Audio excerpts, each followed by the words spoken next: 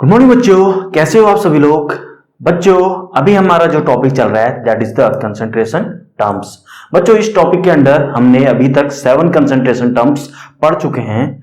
जल्दी से रिमाइंड करवा देता हूं आपको। The first concentration term was weight by weight percent, second was weight by volume, third was volume by volume percent, fourth was molarity, fifth molality, sixth mole fraction, seventh ppm और ppb. This was the last topic.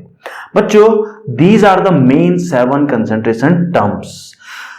वैसे तो एक और concentration term है the 8th concentration term that is the volumetric strength, but ये आपका common नहीं है, ये एक स्पेसिफिक केस बन जाता है। डेफिनेटली इस कंसंट्रेशन टर्म को भी हम डील करेंगे but at the end of this chapter. उससे पहले 7 बेसिक कंसंट्रेशन टर्म हम पढ़ चुके हैं। आइए आज हम देखने जा रहे हैं कुछ एप्लीकेशंस रिलेटेड टू मोलैरिटी। आइए हेडिंग डाल सकते हैं आप, एप्लीकेशंस ऑफ मोलैरिटी। एक काम कीजिए, हेडिंग डालिए एप्लीकेशन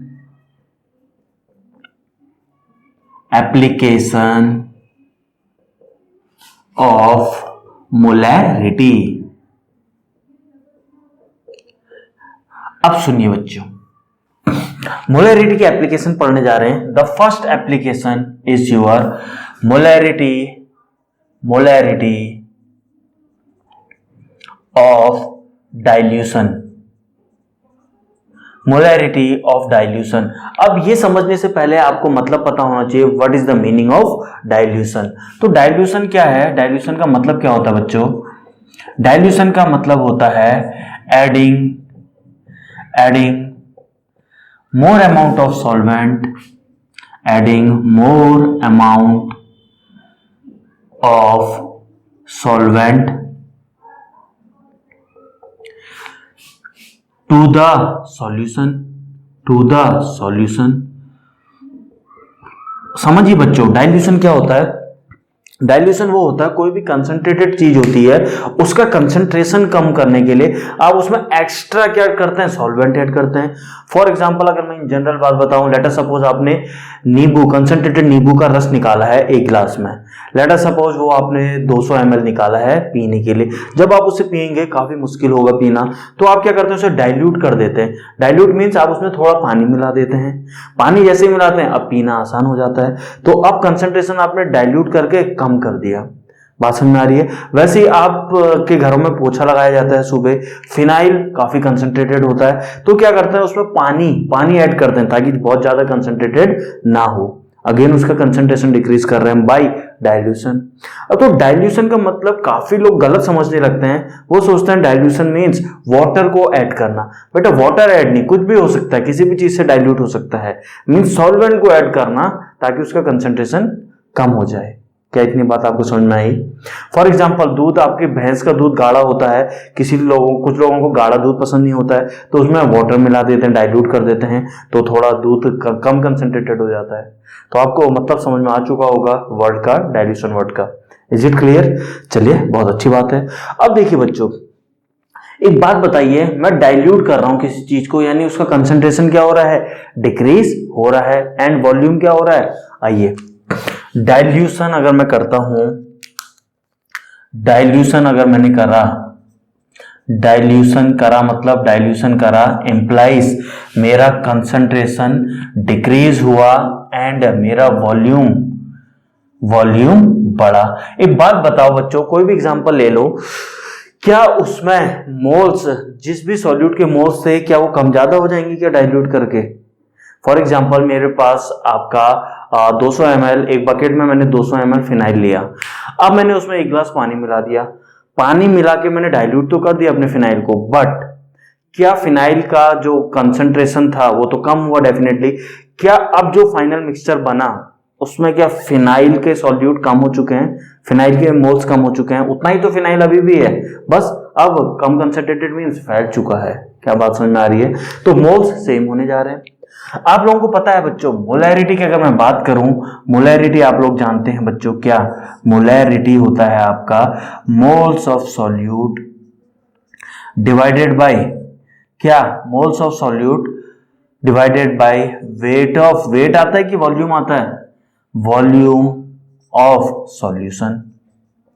अब बच्चों ये देखो, यहां पे मैंने क्या किया, मैंने डाइल्यूट किया यानी वॉल्यूम बढ़ाया।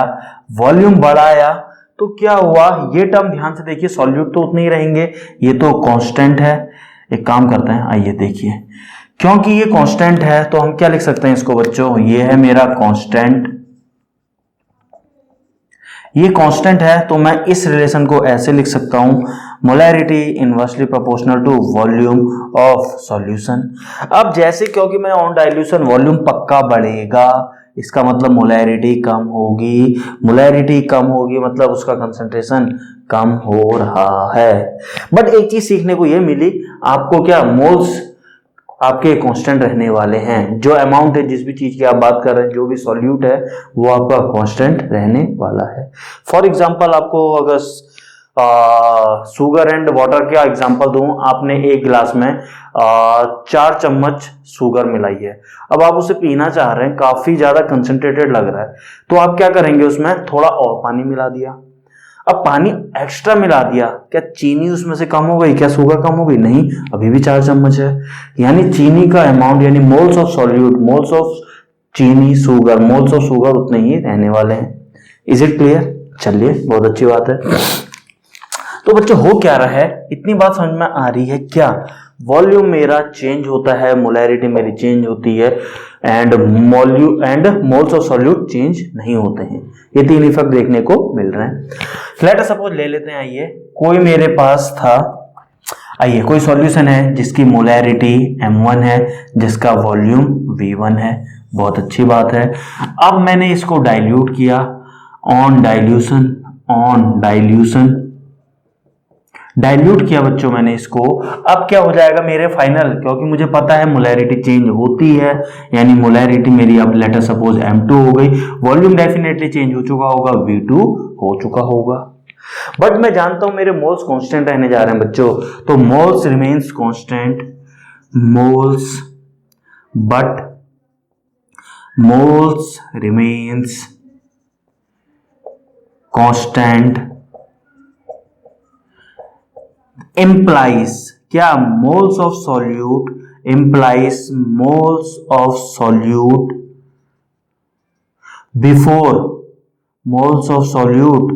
Before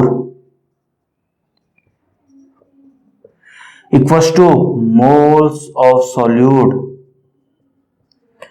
after. बाद में बात समझ में आ गया, फाइनल मिक्सचर और जो शुरू में था आपके पास, उन दोनों में मोल्स तो आपके सेम होने जा रहे हैं, 4 चम्मच चीनी पहले, 4 चम्मच चीनी अभी भी उसमें होगी। बात समझ में आ रही है?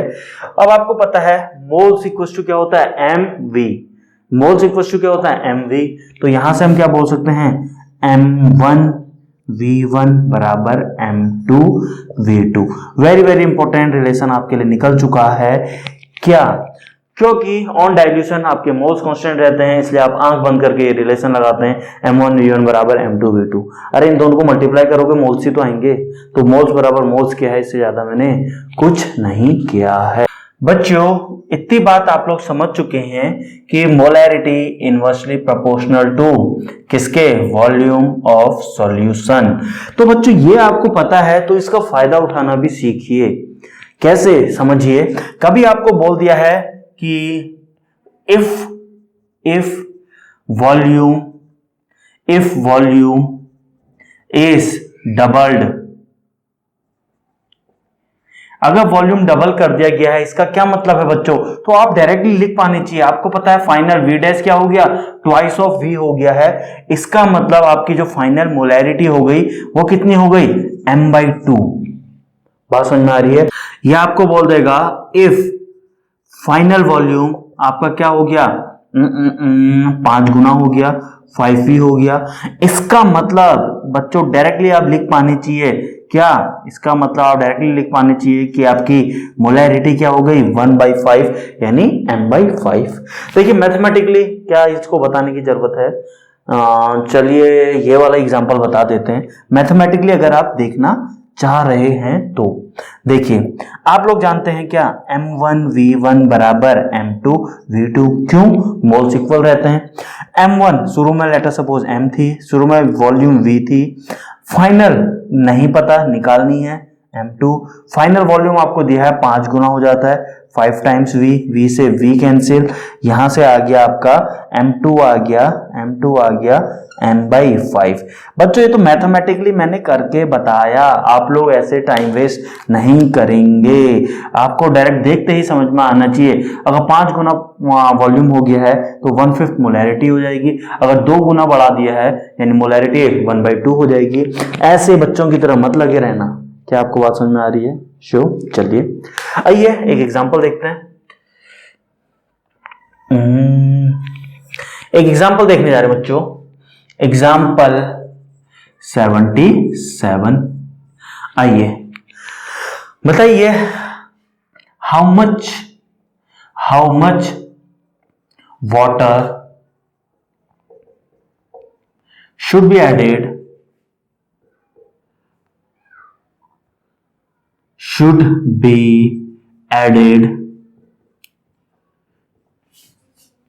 to 23 gram ethanol,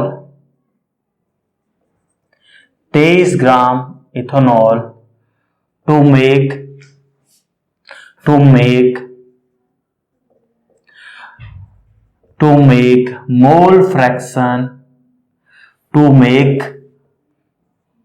ethanol equals to 0.25। Question समझ में आया? कितना पानी मिलाएं कि इथेनॉल का मोल फ्रैक्शन, 23 ग्राम इथेनॉल में कितना पानी मिलाएं कि इथेनॉल का मोल फ्रैक्शन हो जाए 0.25। शायद क्वेश्चन तो समझ में आ चुका होगा आपको, तो जल्दी से कर डालिए। आइए क्वेश्चन क्या कह रहा है, क्वेश्चन की सुनिए बस आप। बोल रहा है 23 ग्राम मेरे पास इथेनॉल, मतलब CnH2n, C2H2n+1 यानी H5OH, ऑल एल्कोहल, OH लगाएंगे, C2H5OH। 23 ग्राम इसमें आपने पानी मिलाया, कितना पानी मिलाया मुझे नहीं पता, वही तो निकालना है। x ग्राम मान लेते हैं पानी मिलाया, x ग्राम H2O मिलाया, जिससे कि फाइनल मेरा क्या हो जाए, फाइनल मेरा इथेनॉल का मोल फ्रैक्शन आ जाए। इथेनॉल मीन्स हो गया आपका क्या, फाइनल मेरा इथेनॉल मतलब हो गया C2H5OH, मेरा जो आ जाए 0.25। That's all. ये है क्वेश्चन ने जो बोला, करिए। अब इसमें दिक्कत क्या है, आइए। मोल फ्रैक्शन ऑफ इथेनॉल क्या होता है, लिखिए। Mole fraction of ethanol, mole fraction of C2H5OH क्या होता है, moles of C2H5OH divided by moles of C2H5OH plus दूसरा क्या प्रेजेंट है, H2O। क्वेश्चन खत्म। देखिए ये वैल्यू दी है 0.25, ये वैल्यू दी है मोल्स ऑफ C2H5, बिल्कुल निकाल सकते हैं। क्या होता है, इसके मोल्स वेट अपॉन इसका मोलर मास, कार्बन का 12 दूना 24 प्लस 6 हाइड्रोजन प्लस 6 30 प्लस 16 30 40 46 46। बात समझ में आई? Divided by 23/46 plus moles of water, water यानी कितना वेट है उसका, divided by molar mass of water जो कि 18 है। बच्चों सॉल्व करके बताओ या कर लोगे, बताइए। काफी बच्चे तो बस सर आप सॉल्व कर दो, हम तो बस देखेंगे, ऑब्जर्व करेंगे कि आप सही कर रहे हैं या नहीं कर रहे हैं। बताओ सही कर रहा हूं नहीं कर रहा हूं। चलिए अरे बच्चों करिए। ये हो गया आपका implies 1/2 plus x/18 equals to आपका आ गया 4/2, यानी 2 यहां आया, 2 में से आधा गया 1.5 इंटू 18 9 to 18 9 जा 27। बात समझ में आ गई? ये इतना ग्राम आपका आंसर आ गया। क्या बच्चों आपको बात समझ में आई? श्योर। एग्जाम्पल 78 आप लोगों को दिया हुआ है। क्या बोला जा रहा है, 29.2% weight by weight stock solution of HCl आपके पास है, जिसकी डेंसिटी आपको दी हुई है। Find the volume of stock solution required to prepare 200 ml of 0.4 molar HCl solution. आपको HCl सॉल्यूशन 200 ml का, जिसमें कंसंट्रेशन 0.4 यानी मोलैरिटी 0.4 हो, वो प्रिपेयर करना है। बच्चों अच्छा क्वेश्चन है। दिस इज द क्वेश्चन जो ऑलरेडी आ चुका है आपका JEE 2012 का, आई थिंक क्वेश्चन है। क्वेश्चन आइए सॉल्व करते हैं, कैसे डील करेंगे। क्वेश्चन कुछ ऐसा है बच्चों, क्वेश्चन कुछ ऐसा है, पहले शुरू में इसकी मोलैरिटी रही होगी, लेट अस सपोज M1। शुरू में वॉल्यूम ही तो पूछ रहा, find the volume of stock, यानी शुरू का वॉल्यूम पूछ रहा है, जिसको मैं V1 बोल देता हूं, जो कि मुझे पता नहीं है। अब इसको क्या किया है आपने, डाइल्यूट किया है, डाइल्यूशन किया है। ये क्या है, स्टॉक। अब इसको आपने क्या किया है, डाइल्यूशन किया है, यहां पे मतलब वाटर एडेड, वाटर डाला है आपने।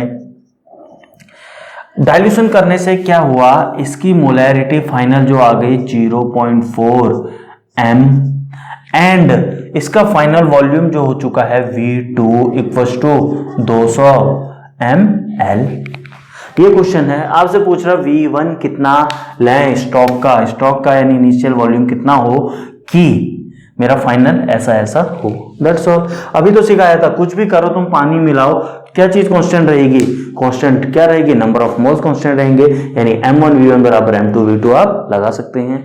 अब M1V1 लगाने के लिए M1 तो पता हो, तो M1 को निकाल लेते हैं। मुझे एक बात समझ में आ रही है, अरे वाह, M1 याद कीजिए रिलेशन। M1 आप ऐसे भी तो निकाल सकते हैं बच्चों, देखिए M1 कैसे निकाल सकते हैं, आपका 10D weight by wait percent divided by solute. सब भूल चुके हैं, बहुत बढ़िया, वाह। Density 1.25, weight by wait percent 29.2, solute यानी क्या है, HCl है, क्लोराइड 35.5 प्लस 36.5, मुझे नहीं पता क्या आ रहा है, कैलकुलेशन करते रहिए। आपका M1 आ चुका है। इस प्रकार अब आपको कुछ नहीं करना है, M1V1 बराबर M2V2 लगाइए, M1V1 बराबर M2V2 लगाइए। M1 कितना है, सॉल्व करके कोई बताएगा क्या, चलिए ऐसे ही लिख देते हैं, 10 into 1.25 into 29.2 divided by 36.5। V1 आपको निकालना है, M2 कितना है आपको पता है 0.4, V2 आपको पता है, बिल्कुल पता है, कितना है ml में लेंगे तो फाइनल आंसर ml में आएगा, तो चलिए 200 ml में ही ले लेते हैं। तो V1 आपका आ गया, जो इसका आंसर है मैं आपको बता दे रहा हूं। अभी आपने देखा first application of molarity, that was the molarity of dilution. बच्चों अब हम सेकंड एप्लीकेशन देखने जा रहे हैं मोलैरिटी की, that is the molarity of mixing. Second application क्या है, आइए, मोलैरिटी ऑफ मिक्सिंग।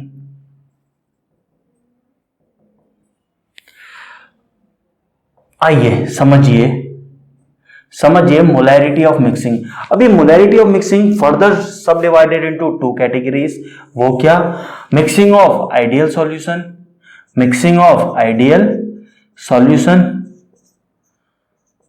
एंड दूसरा नॉन आइडियल सॉल्यूशन, एंड दूसरा नॉन आइडियल सॉल्यूशन। थोड़ा बहुत आप लोगों को ऑलरेडी बता चुका हूं। आइडियल सॉल्यूशन क्या होते हैं, जिनका फाइनल वॉल्यूम आपका इनिशियल वॉल्यूम जो कि दोनों के सम के बराबर आता है, मींस V1 प्लस V2 आपका V फाइनल होता है। लेकिन यहां पे फाइनल वॉल्यूम जरूरी नहीं है कि क्या V1 प्लस V2 आए, ये फाइनल वॉल्यूम इन दोनों से कम भी हो सकता है, ज्यादा भी। अगर कॉन्ट्रैक्शन हुआ, अगर डेंसिटी सॉल्यूशन की बढ़ी तो कॉन्ट्रैक्शन हुआ यानी फाइनल वॉल्यूम कम आएगा, और दूसरा केस वॉल्यूम ज्यादा आएगा। तो पॉजिटिव डेविएशन, नेगेटिव डेविएशन बाद में बात करेंगे, what is non ideal solution. इतनी बात आपको समझ में आ गई। अब बच्चों फर्दर ये आइडियल सॉल्यूशन को हम फर्दर दो कैटेगरी में डिवाइड करते हैं, वो क्या, आइए सुनिए, वो ये, number 1 mixing mixing, reacting ideal solution. Number 2 आपका बच्चों नॉन रिएक्टिंग आइडियल सॉल्यूशन। तो बच्चों सबसे पहले हम डिस्कस करने जा रहे हैं इस टॉपिक को, उसमें सबसे पहले हम ये डील करेंगे। समझिए नॉन रिएक्टिंग आइडियल सॉल्यूशन मतलब क्या है। इसका मतलब ये है नॉन रिएक्टिंग, फॉर एग्जांपल आप मिला रहे हैं क्या, HCl मिला रहे हैं, let us suppose 0.1 m and जिसका वॉल्यूम है आपका 50 ml। ये क्या है, HCl है, ये क्या है, HCl है। एंड दूसरा जो है वो भी क्या है, वो भी क्या है आपका 0.2 m एंड इसका वॉल्यूम जो है वो है 25 ml। अगेन ये भी क्या है, HCl। दोनों HCl को जब मिलाओगे तो बच्चों फाइनल क्या बनने जा रहा है, फाइनल आपको फाइनल M फाइनल मिलेगा एंड वॉल्यूम फाइनल मिलेगा। क्योंकि ये केस किसका है, आइडियल सॉल्यूशन का, तो फाइनल वॉल्यूम क्या होगा 50 ml प्लस 25, सॉरी ये क्या लिख दिया, प्लस 25 ml यानी 75 ml। लेकिन फाइनल मोलैरिटी कितनी होगी वो आपको निकालनी है। अब एक बात बताइए, नॉन रिएक्टिंग के केस में इसको इसलिए डाला क्योंकि जब HCl से HCl को मिलाओगे, अलग अलग कंसंट्रेशन वाले HCl से HCl को मिलाओगे तो वो रिएक्ट नहीं करने वाली। अब यहाँ पे क्या होने जा रहा है, यहाँ पे एक जगह आप ले लेंगे एसिड, एक जगह ले लेंगे base like NaOH and HCl, दोनों रिएक्ट करेंगे। तो उन प्रॉब्लम को कैसे डील करेंगे हम बाद में देखेंगे। यहाँ पे शॉर्ट में लिख देता हूं, एसिड प्लस आपने मिलाया बेस, डेफिनेटली रिएक्ट करेंगे to form final M final and V final. तो बच्चों सबसे पहले हम क्या डील करने जा रहे हैं, सबसे पहले हम डील करने जा रहे हैं क्या, non reacting ideal solution. Is it clear. आइए बच्चों मिक्सिंग ऑफ आइडियल सॉल्यूशन के अंदर, mixing of ideal solution topic चल रहा है। इस टॉपिक के अंदर हम जो पहला केस देखने जा रहे हैं, mixing of non reacting solution, mixing of non reacting solution, non reacting solution. आइए समझिए बच्चों, अभी बताया था, एग्जांपल दिखाया था, जनरल केस मान लेते हैं। Let us suppose M1 molarity V1, let us suppose M2V2 दोनों को मिक्स किया, फाइनल आया M final V final. Is it clear. दोनों को आपने क्या किया है, मिलाया है, ऐड किया है। अब बच्चों अभी आपको पता है क्या, नंबर ऑफ मोल्स क्या बदल जाएंगे, जितने शुरू में थे इन दोनों को मिला के जितने मोल शुरू में होंगे, फाइनल मिक्सचर जो बनेगा उसमें भी मोल उतने ही रहने हैं। मोल्स रिमेन्स कांस्टेंट, यहां पे लिखें कि चलिए इधर ही लिखते हैं, मोल्स रिमेन्स कांस्टेंट। देयरफॉर हम क्या लिख सकते हैं बच्चों, M1V1 plus M2V2 equals to M final V final. क्योंकि सॉल्यूशन आपका आइडियल डील कर रहे हैं, आइडियल केस के अंदर पढ़ रहे हैं, तो आपका volume, final volume V1 plus V2 लिख सकते हैं, final volume V1 plus V2 लिख सकते हैं। इस प्रकार अगर आपसे फाइनल मोलैरिटी पूछे, आपको कुछ नहीं करना है, M1V1 plus M2V2 divided by V1 plus V2, provided dilution ना किया हो, सिर्फ इनको मिलाया तो वॉल्यूम इन दोनों के बराबर आएगा ऐड करके। अगर मैंने इन दोनों को मिलाया, बीच में पानी डाल दिया 1 लीटर, तो फाइनल वॉल्यूम इन दोनों को ऐड करके प्लस 1 लीटर पानी मिला दिया, वो ऐड करके फाइनल वॉल्यूम उस समय दूसरा हो जाएगा। तो चीजें मतलब रट मत लेना, डिपेंडिंग ऑन द सिचुएशन। बात समझ में आ रही है। क्या एक एग्जाम्पल करना चाहेंगे? श्योर, चलिए आइए एग्जाम्पल देख लेते हैं। एग्जाम्पल ले लेते हैं 79। एग्जाम्पल आपका क्या है बच्चों, 2m 200 ml of 2m HCl add किया है with 100 ml of 3m HCl to make find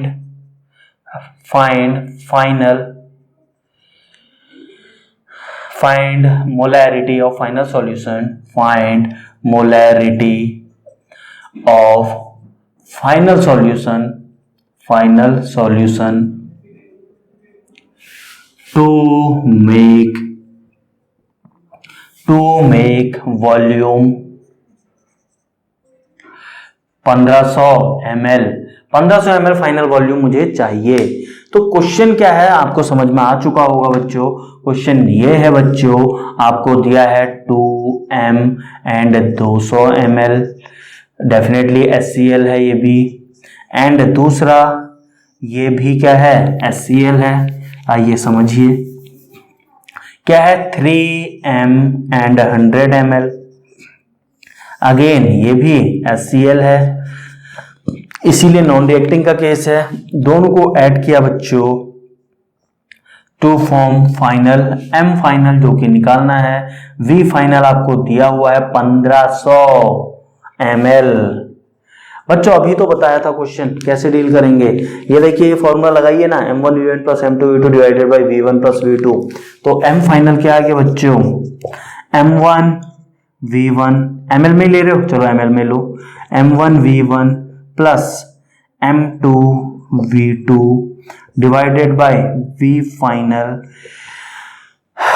calculation करवाओगे या कर लोगे, 200 दूना 400 प्लस 300, 4 5 6 700, 700 बाई 1500, 700 बाई 1500 यानी 7 बाई 15 इज द आंसर। लगभग आपका 0.5 मान लीजिए। अगर आप ये 1500 ml की जगह 1000 ml लेते तो ये वैल्यू ज्यादा आती कम आती, ज्यादा आती, यानी कंसंट्रेशन बढ़ रहा है, बढ़ना भी चाहिए। और कम कर लीजिए इसको 800 ml 700 ml, कंसंट्रेशन वैल्यू फिर बढ़ती, क्यों बढ़ती आपको समझ में आ चुका है, क्लियर है, श्योर। चलिए नोट कीजिए। एग्जाम्पल 80 आप लोगों के सामने है बच्चों। क्या है क्वेश्चन ये है, find the volume of water that must be added to a mixture of 50 ml HCl solution and another 100 ml HCl solution। क्या बोल रहा है, दो सॉल्यूशन है, एक 150 ml HCl solution और दूसरा है आपका 100 ml HCl solution। ये दोनों को मिक्स किया, प्लस इसमें कुछ वाटर, तीसरा कुछ वाटर ऐड करना चाह रहे हैं, सो दैट फाइनल जो HCl सॉल्यूशन निकले उसमें कुछ ये चीजें प्रेजेंट हो। Mean weight by weight percent 28 आए और डेंसिटी उसकी इतनी निकले। बात समझ में आया क्वेश्चन। आइए क्वेश्चन क्या है दोबारा समझिए।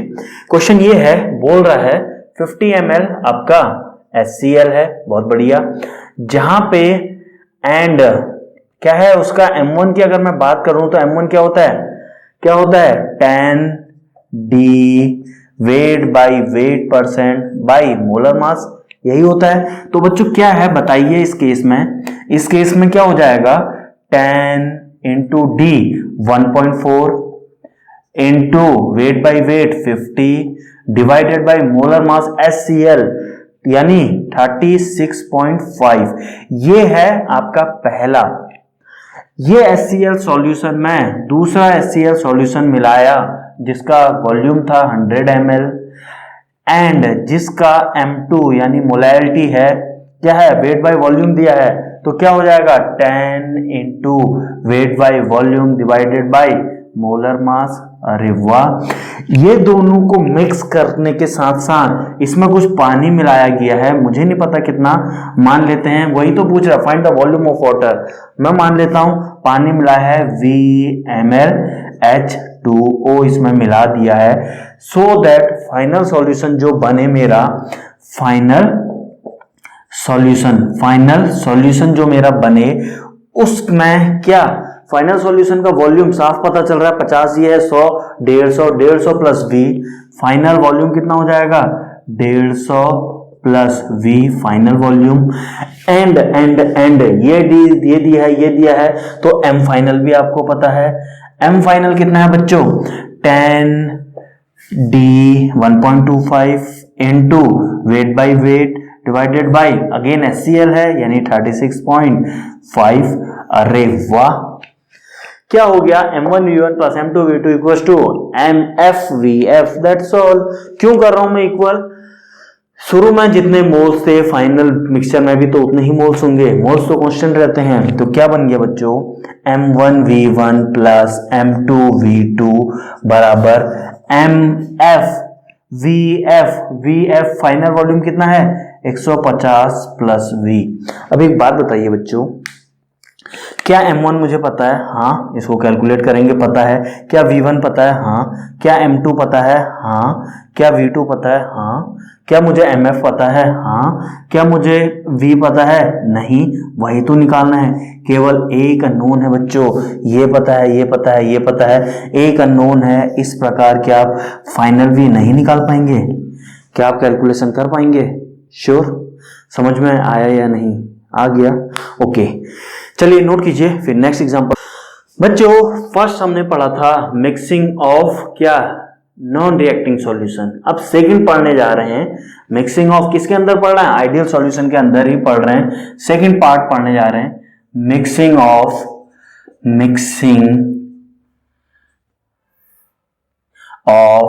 रिएक्टिंग सॉल्यूशन, जो रिएक्शन रिएक्ट कर जाते हैं, reacting solution.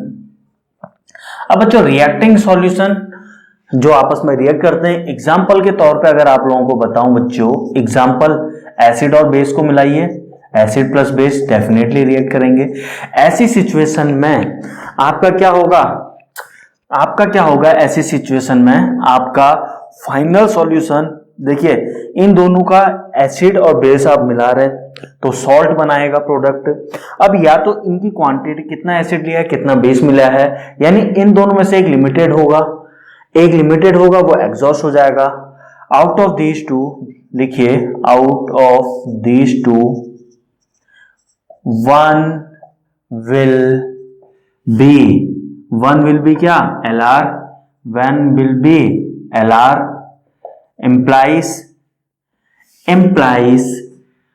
it will get exhausted। ये खत्म हो जाएगा। जब एक चीज खत्म हो जाएगी इन दोनों में से तो जो बचा होगा लेट अस सपोज बेस आपका लिमिटेड था तो ये रिएक्ट करने वक्त खत्म हो जाएगा, तो फाइनल सॉल्यूशन में एसिड बचेगा, इसलिए फाइनल सॉल्यूशन का नेचर कैसा होगा, एसिडिक नेचर। तो क्या होगा, रिमेनिंग सॉल्यूशन, रिमेनिंग reagent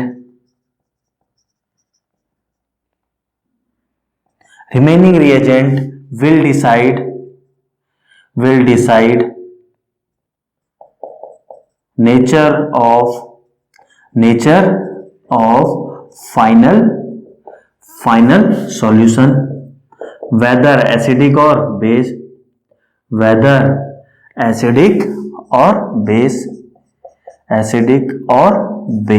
क्या आप लोगों को बच्चों इतनी बात समझ में आ रही है? कैसे करेंगे ये क्वेश्चन, क्या आप लोग देखना चाहते हैं एग्जाम्पल के तौर पे? श्योर, आइए करते हैं, फिर एक एग्जाम्पल ले लेते हैं। देखिए एग्जाम्पल 81। देखिए क्वेश्चन क्या है आपका, क्वेश्चन है आपका आपने 200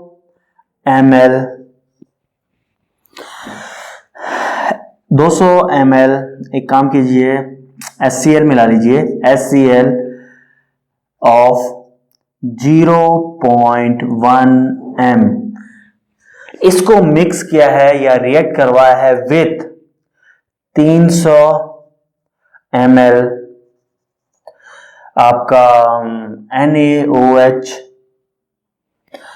ठीक है, इसी से मिलाइए, NaOH ऑफ 0.2 m। बात समझ में आ रही है? तो बच्चों आइए, ये आपने मिक्स किया, अब आपको पता है HCl एसिड है, NaOH बेस है, डेफिनेटली रिएक्ट करेंगे। तो रिएक्ट करेंगे तो आप लिखिए equation, HCl plus NaOH gives you, जब रिएक्ट करेंगे तो NaCl प्लस H2O देंगे।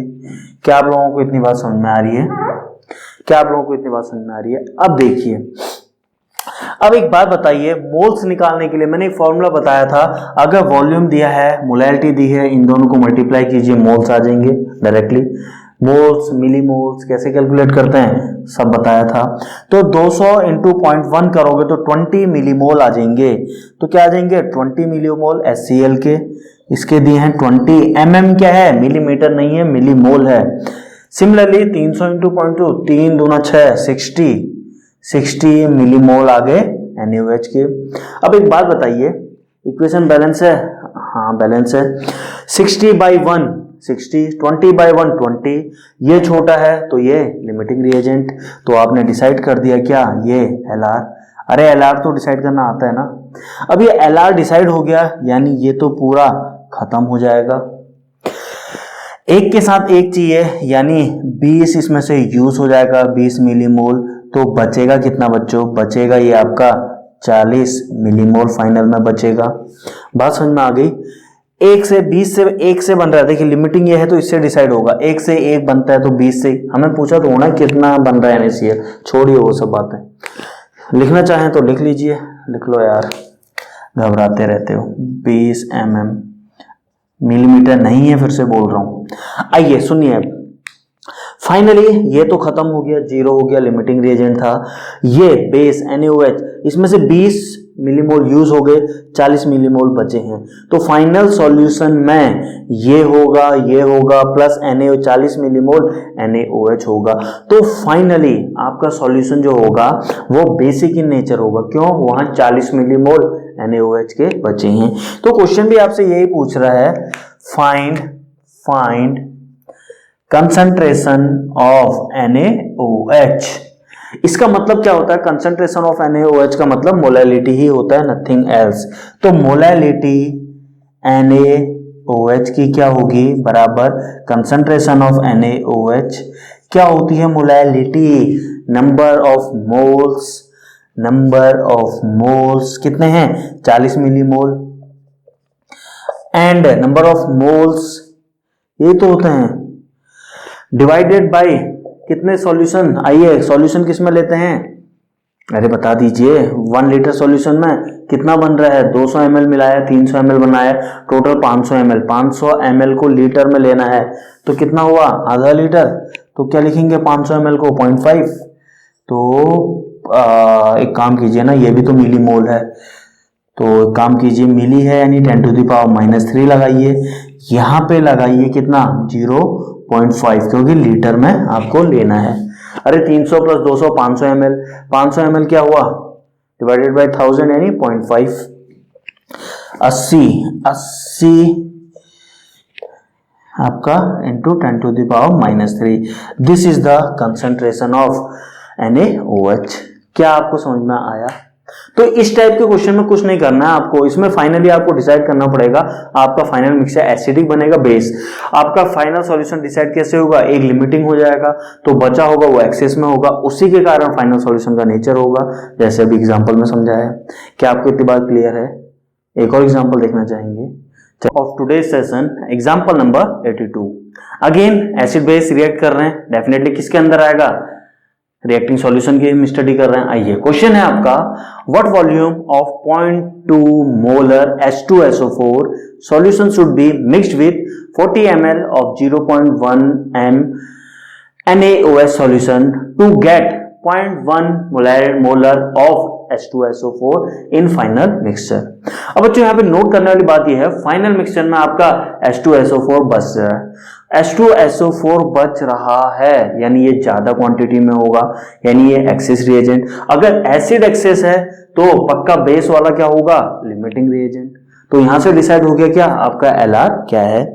आइए समझिए, देखिए क्या हो रहा है। कुछ नहीं हो रहा है, आपने क्या किया, व्हाट वॉल्यूम मुझे नहीं पता, मैंने मान लिया VmL of H2SO4 of 0.2 molar H2SO4 को मैंने रिएक्ट करवाया है किसके साथ?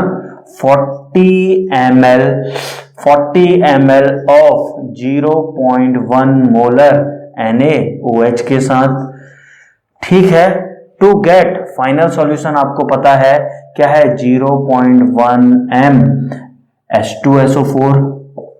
अब समझिए, क्लियर है? क्या किया आपने? कुछ नहीं किया। देखिए, आपका है पहला H2SO4 के साथ आपने रिएक्ट करवाया NaOH को, क्या मिलेगा बच्चों? Na2SO4 plus water molecule. Balance कीजिए जल्दी से। Na 2 दिख रहे हैं, 2 लगाइए। हाइड्रोजन 2 2 4, यानी 2 molecule of water, 4 hydrogen. Oxygen 4 5 6, 4 5 6। मेरे को बैलेंस दिख रहा है, सल्फर 1, सब बैलेंस दिख रहा है, बहुत अच्छी बात है। अब देखिए बच्चों, अभी आपने कहा डिसाइड फाइनल मिक्सचर में एसिड है, इसका मतलब क्या है? यहां पे लिख रहा हूं आप लोगों के लिए, final mixture, acidic final mixture contain क्या? H2SO4 implies NaOH क्या होगा? Limiting reagent. क्या होगा? NaOH limiting reagent. तो NaOH Lr है, तो पहले तो इसके मोल्स बताओ। NaOH Lr है, आपने डिसाइड कर दिया लिमिटिंग रिएजेंट। पहले NaOH के मुझे मोल्स या मिलीमोल्स बताइए। मल्टीप्लाई कीजिए, 4 क्या है इसके? 4 मिलीमोल। सही लिख रहा हूं ना? बिल्कुल। इसके 0.2 into V 0.2 V millimole, millimole. अब मुझे पता है ये मेरा Lr है, यानी ये खत्म हो जाना है। इसके 2 के लिए चाहिए ये 1, ये 2, ये 1, ये 4, तो ये 2, यानी 2 यूज हो जाएंगे। तो बचेंगे कितने बच्चों? बचेंगे आपके फाइनली कितने बच रहे हैं? इतना माइनस इतना, 0.2V माइनस 2, इतने मिलीमोल फाइनली बच जाएंगे। बात समझ में आ गई? और ये कितना बनेगा? ये Lr है, तो इससे डिसाइड होगा। 2 से बनता है 1, तो 2 से बनता है 1, 4 से बनेंगे 2 mm, और 2 से बनता है तो ये 4 से 4 मिलीमोल। Is it clear? कोई डाउट? No doubt. अब देखिए बच्चों, फाइनल सॉल्यूशन में मेरा ये बच रहा है, ये इसी के कारण तो ये कंसंट्रेशन 0.1 आ रहा होगा। तो मुझे निकालना क्या है? वॉल्यूम निकालना है, एंड मुझे दिया हुआ है फाइनल सॉल्यूशन का मोलैरिटी 0.1। आइए करते हैं, क्वेश्चन हुआ खत्म। मोलैरिटी क्या होता है? 0.1। मोल्स फाइनल कितने बचे? इतने बचे, इतने बचे। मिलीमोल्स हैं 0.2V माइनस 2 मिलीमोल्स हैं। ये millimoles divided by total volume का है। वॉल्यूम का है 40 ml, ये मिलाया, V ml ये मिलाया, तो 40 प्लस V। अब ये क्या है? मिली लीटर, LIT लीटर। मिली से मिली हुआ कैंसिल। बात समझ में आ रही है? यूनिट बन गई मोल्स पर लीटर, और मोलैरिटी की यूनिट क्या होती है? मोल्स पर लीटर, यानी हम सही कर रहे हैं यूनिट वाइज। क्रॉस मल्टीप्लाई कीजिए, 40 यानी 4 प्लस V बना। आइए सॉल्व करते हैं। 4 plus 0.1V equal to 0.02V, sorry 0.2 क्या बनाए? 0.2V minus 2। सॉल्व कीजिए। 4 5 6 यानी ये आ गया 60 ml, ये आया 6 और इधर आया 0.1, 60 ml। तो V यहां से आपका आ गया, डायरेक्टली लिख दीजिए 60 ml। This is the right answer. तो बच्चों, क्या ये प्रॉब्लम टफ थी? कॉन्सेप्ट क्लियर होंगे तो कोई भी प्रॉब्लम टफ नहीं होती है। कॉन्सेप्ट अगर क्लियर नहीं है तो आप आधा घंटा बिता देंगे एक ही प्रॉब्लम में, और लास्ट में इसी कंक्लूजन के साथ उठेंगे, यार बहुत टफ है इसलिए नहीं कर पाया। असल में कॉन्सेप्ट क्लियर नहीं है, इसलिए प्रॉब्लम टफ है।